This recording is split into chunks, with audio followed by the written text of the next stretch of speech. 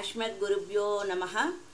సంత్ కబీర్ దాస్ గారు సత్యలోకంలో తన సృష్టి రచనలో భాగంగా 16 మంది కుమారులను సృష్టించారు. 16 ద్వీపాలలో 16 మంది కుమారులను సృష్టించారు.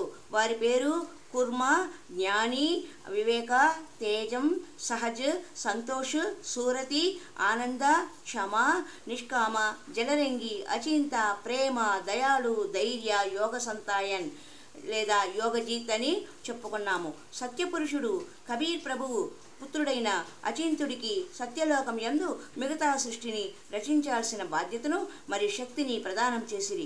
అచింతుడు శబ్దంతో అక్షర పురుషుడిని ఉత్పత్తి చేసి తనకు సహాయం చేయమని అంటాడు. అక్షర పురుషుడు స్నానం చేయడానికి మానస సరోవరానికి వెళ్తాడు. అక్కడ ఆనందం వేసింది మరియు పడుకుంటాడు. చాలా సమయం వరకు బయటకు రాలేదు.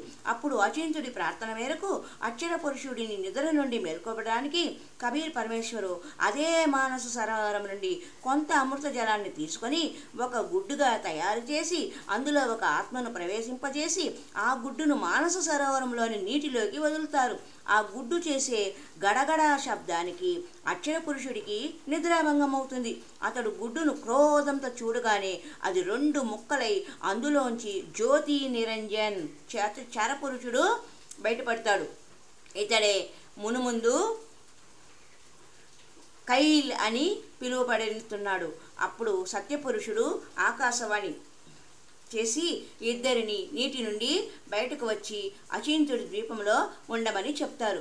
ఆజ్ఞను శిరసావించి అక్షర పురుషుడు మరియు చరపురుషులు ఇద్దరూ అచింత ద్వీపమందు ఉండసాగినారు. పిల్లల తప్పులు వారికే కనిపించాయి. ఏమంటే పిల్లలకి తర్వాత ప్రభు అవ్వాలి అను తపన కలగకూడదు. ఎందుకంటే సమర్థుడు లేకుండా కార్యము సఫలము అవదు. తరువాత పూర్ణధని కబీర్ గారే రచన అంతయు స్వయంగా చేసినారు. తన శబ్దశక్తితో ఒక రాజేశ్వరి శక్తిని ఉత్పత్తి చేసి దాని ద్వారా అన్ని బ్రహ్మాండాలను స్థాపించారు. ఈ శక్తిని పరాశక్తి లేదా పరానంద అని కూడా అంటారు. పూర్ణ బ్రహ్మ అన్ని ఆత్మలని తన లోపలికి నుండి తన వచన శక్తితో తనలాంటి మానవ శరీర సదృశంగా ఉత్పత్తి చేసిరి. ప్రత్యేక హంస ఆత్మ యొక్క శరీరాన్ని పరమాత్ముడిలాగే రచించారు.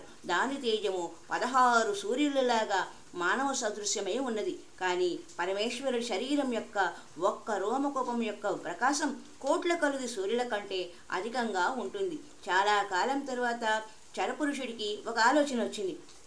మేము ముగ్గురము అనగా అచింతు, అక్షరపురుషు, చరపురుషు ఒకే ద్వీపంలో ఉంటున్నాము. మిగిలిన వారంతా ఒక్కొక్క ద్వీపంలో ఒక్కొక్కరిగా ఉంటున్నారు. నేను కూడా సాధన చేసి వేరొక ద్వీపాన్ని పొందుతాను అని ఇలా ఆలోచించి ఒక కాలిపై నిలబడి 70 యుగాల వరకు తపస్సు చేశాడు. ఎవరు? అచింతుడు. ఈ అచింతుడు ఎవరంటే కబీరు నానక్ చేసిన సృష్టి రచనలో ఒక ద్వీపమునికి చెందిన కుమారుడు. మరి యొక్క సంచికలో కబీర్ గారి చెప్పిన సృష్టి రచనలో విశేషాలను తెలుసుకునే ప్రయత్నం చేద్దాం. హరి ఓం తత్సత్. అస్మద్గురుభ్యో నమః.